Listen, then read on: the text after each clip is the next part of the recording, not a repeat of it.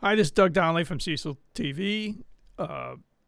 Once again, this is Weekly News Watch, our collaboration with the Cecil Whig, featuring Matt Hubbard, the Whig's reporter for government matters and other matters as well. And Matt, welcome. How you doing? Pretty good. Thanks, Doug. Um, so we had the first budget hearing this past Tuesday, where I'd say that we've reached a new kind of contentious state between the school system and you'd have to say the county executive and at least parts of the county council.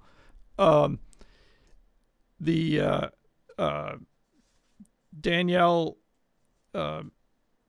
provided an overview of the budget and certainly took some time within that overview to condemn the school system for their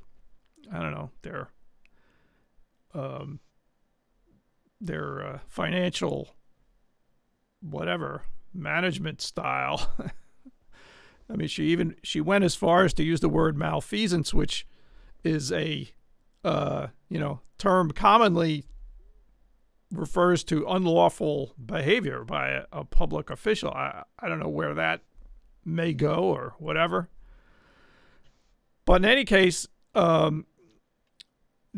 she certainly threw out some numbers in that overview that were a little confusing. The school board is asking for $5.7 million from the county over the maintenance of effort amount. She somehow added that to the $16 million that's additional money this year from the state, and sort of said that becomes the part of the county's obligation going forward. I don't really see how that is the case. So what did you think of her presentation there? Yeah, so the presentation, this is my first time covering a budget hearing in Cecil County. So I cover the education beat and the government beat. Typically I start out with the government beat.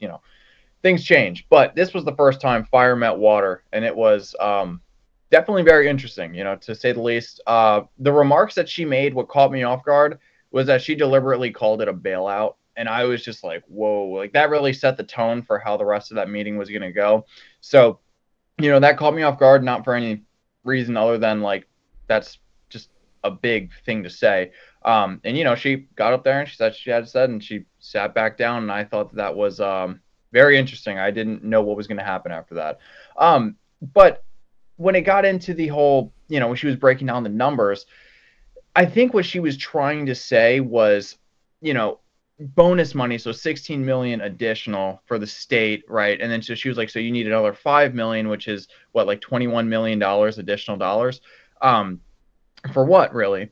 And what she meant by it becomes the county's, obligation at that point is when you put $5 million, like any money over maintenance of effort. We talked about it last time. It sets the floor for next year's maintenance of effort. So like if they put $5 million over maintenance of effort this year and maintenance of effort went down again, like it did this year, even by like a few $100,000, you'd still be spending $5 million more than what the state would require you to.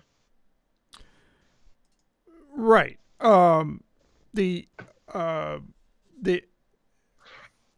I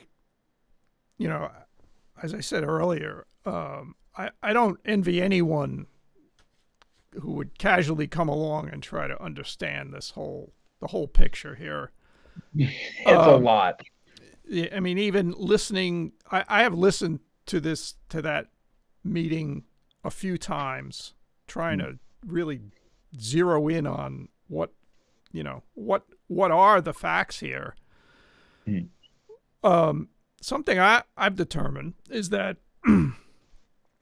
all right, so yes, we have maintenance of effort, 88 million and change, and then the state's contribution, which I believe is 135 million, something like that. Well, that state contribution appears to be $16 million above the previous year. Well, so later on in the back and forth, mostly between Jackie Gregory and Dr. Lawson, there was this question of you're getting, so this adds up to, I guess it really only adds up to 22 million, not whatever it is.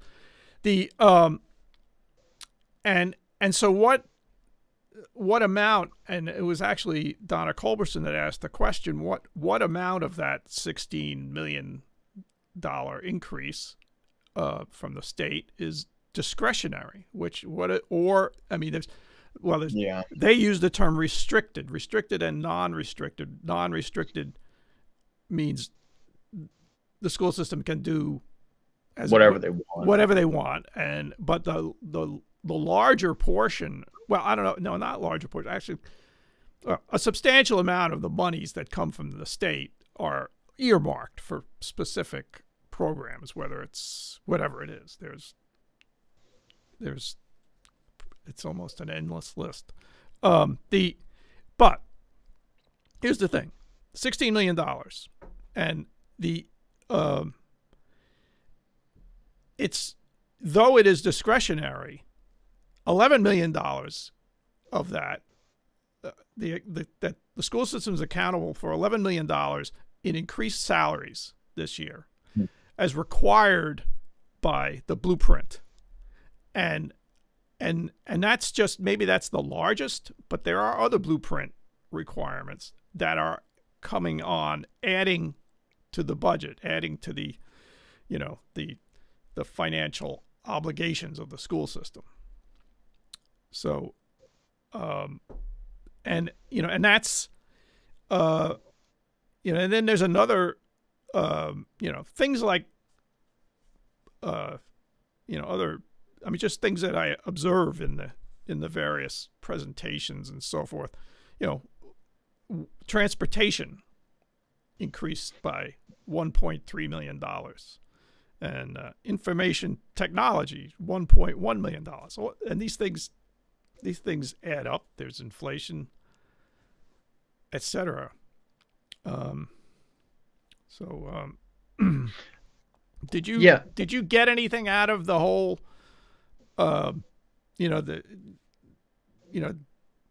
Jackie Gregory, had a significant back and forth with Dr. Lawson. Did you get anything out of, learn anything from that exchange other than more confusion? Yeah, so I actually learned a plethora of information, which honestly, like I said, the education beat hasn't been the beat that I've been reporting on since I started at the Whig in June. The government beat has been, right? So getting into the education side of things and learning what maintenance of effort is, you ask the government, you ask the county schools, and they tell you, they're like, maintenance of effort is cost per pupil, X, Y, and Z time divided by how many students we have. There's a whole equation. They only tell you the equation, right? Nobody told me that maintenance of effort, if you give any dollars over maintenance of effort, if you increase the cost per pupil through maintenance of effort dollars, that it's going to set the floor for next year. The cost per pupil cannot go down. It can either remain the same or it has to go up every single year. From the county, from the county's contribution, not the state. Yeah. Well, the cost per pupil in general, the state gives money and the county has to give. Yeah. So there's there's a lot of weeds to get into with this. So nobody told me any of that. And that is pivotal key information, because that explains why the county is so hell-bent versus to not give them over maintenance of effort, right? Talking to county officials, they're like, this is the fastest way to drain our bank account if we give them $5 million over maintenance of effort. And so what it really did to me was I was able to kind of I built a lot of questions. Well, what if this $5 million went down to just $1 million? What if this $5 million went down to $500,000? would this be feasible at that point? And my question here with that is they need teachers, right?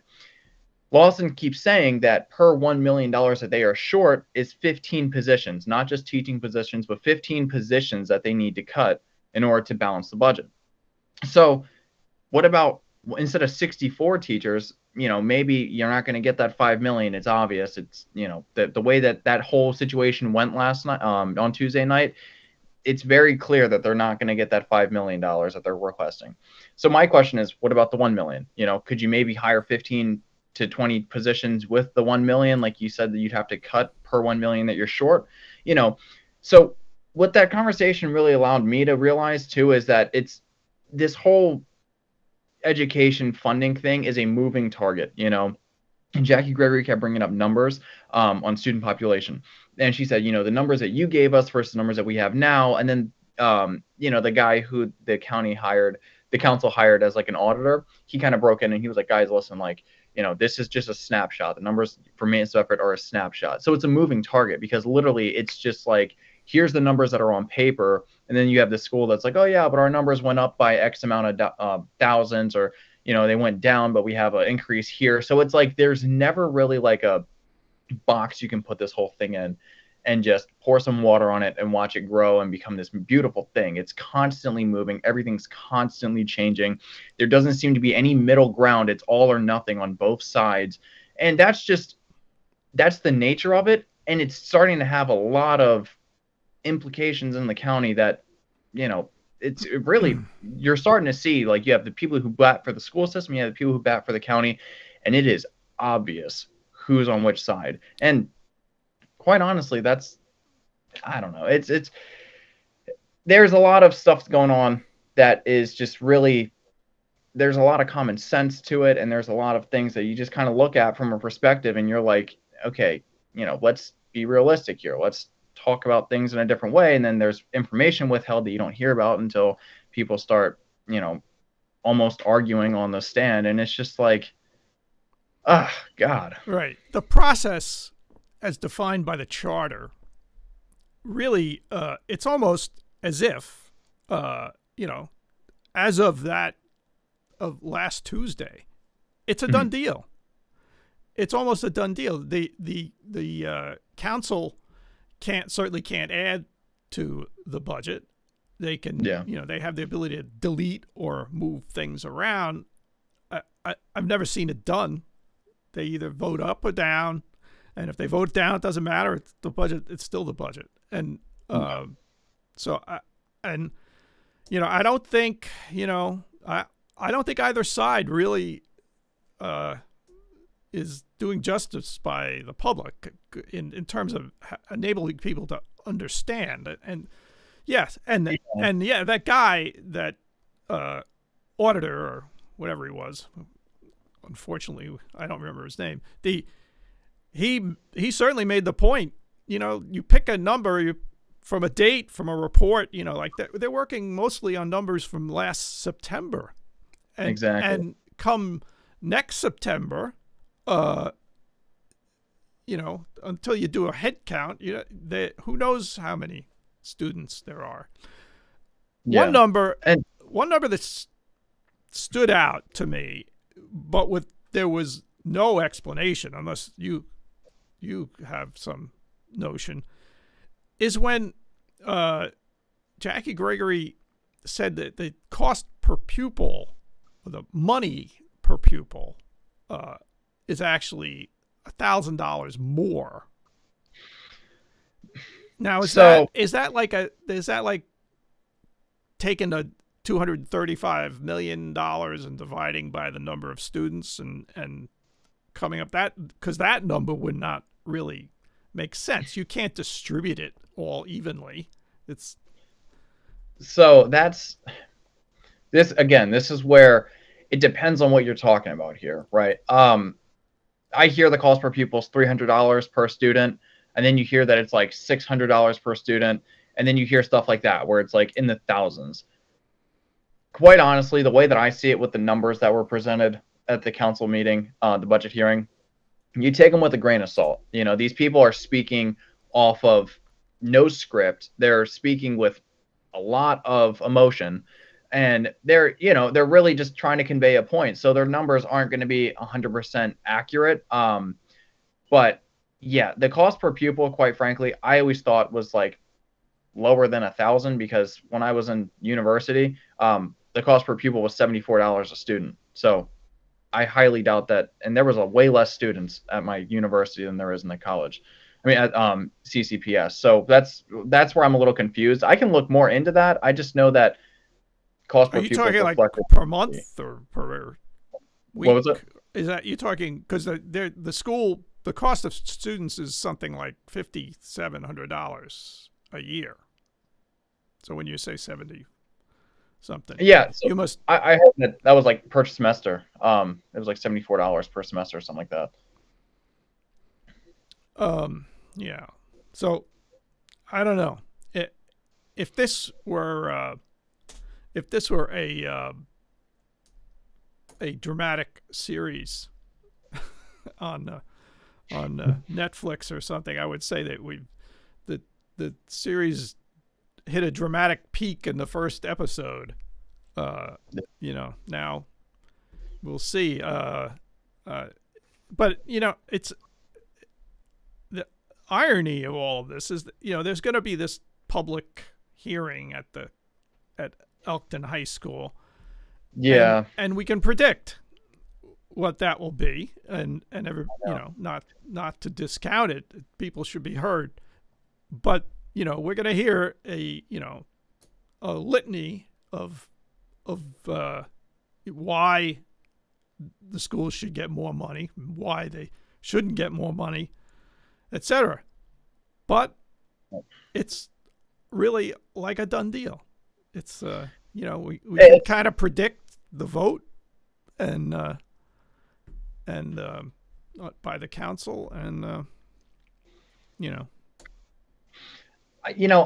way that I see it, just because as reporters, you can be critical of your government without being biased. That's my biggest thing. You can be critical and you can have an opinion, and you can, as long as you're not reporting that opinion, like a column series, I think it's fine to be critical of the government, which essentially we are. Oh, my thing froze. Okay. Anyways, essentially we are, right?